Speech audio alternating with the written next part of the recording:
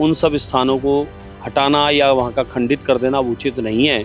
हम तो राम मंदिर के लिए इतने समय आंदोलन करते आ रहे हैं, अनगिनत मंदिरों के लिए आज भी कर रहे हैं।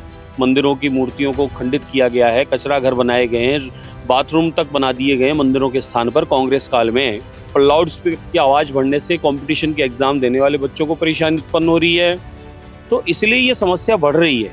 हाँ बिल्कुल, जो डिस्टर्ब करे उन्हें जेल में डाल दो। और देखिए, फुटपाथ पर हो, रोड पर हो, डिवाइडर पर हो, मंदिर की बात कर रहे हो तो फिर मकबरे मस्जिद भी बहुत है, हटेंगे तो सब हटने चाहिए। लेकिन मेरा एक और इसमें अनुरोध है कि सम्मान्य न्यायालय का हम लोग सम्मान करते हैं, जो आदेश होगा उसका पालन करेंगे, विकास में अवरोध नहीं बनेंगे, प्रदेश और देश के विकास में निरंतर हम सब सहभागी बने रहेंगे। लेकिन हमारी किसी की आस्था को ठेस न पहुँचे, हमारे देवी देवताओं की किसी आराधना स्थल को कोई नुकसान न हो, उस बात का भी हम सबको ध्यान रखना चाहिए, विचार करना चाहिए। हम भी अपनी अर्जी न्यायालय में रखेंगे और न्यायालय से अपील निवेदन करेंगे कि हमारे किसी देवस्थान को, देवालय को, जो पुरानी पद्धति से पूजा पाठ प्रार्थना नित्य प्रतिदिन हो रही है, भगवान का प्रतिदिन उत्सव मनाया जा रहा है, उन सब स्थानों को हटाना या वहाँ का खंडित कर देना उचित नहीं है। हम तो राम मंदिर के लिए इतने समय आंदोलन करते आ रहे हैं, अनगिनत मंदिरों के लिए आज भी कर रहे हैं।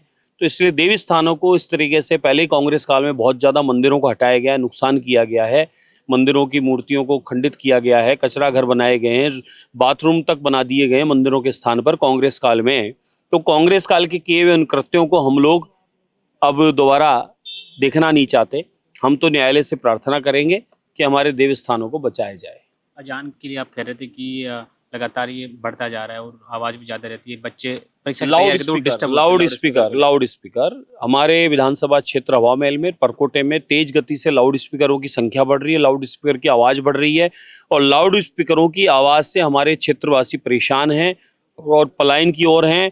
और लाउड स्पीकर की आवाज़ बढ़ने से कंपटीशन के एग्ज़ाम देने वाले बच्चों को परेशानी उत्पन्न हो रही है, बुजुर्ग माता बहनों को परेशानी हो रही है, माइग्रेन की जिनको प्रॉब्लम उनको परेशानी हो रही है, स्कूल, कोचिंग सेंटर और हमारे अस्पताल, उनके यहाँ से बड़ी शिकायतें आ रही है कि अस्पतालों के आसपास में, स्कूल कॉलेजों के आसपास में लाउड स्पीकर तेज कर दिए जाते हैं। तो इसकी शिकायतें प्रतिदिन हो रही है। तो अब इसकी शिकायत जब आती है तो नेचुरल हम थाने जाते हैं, थाने वाले कहते हैं इसका मापदंड कहीं और से तय होगा। तो इसलिए ये समस्या बढ़ रही है।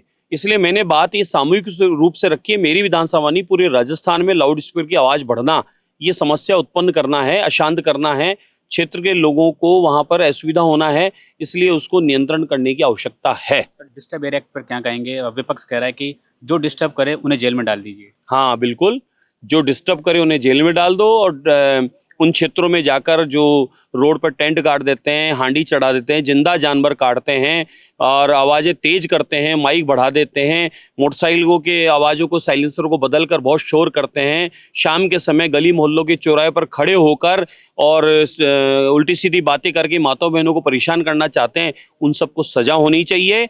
और हमारे क्षेत्र में तेज गति से जो पलायन हो रहा है उसको रोकने के लिए रजिस्ट्रियों पर रोक लगनी चाहिए। सर, यूजीसी कानून को लेकर देश में विरोध हो रहा है, क्या कहेंगे? सीताराम।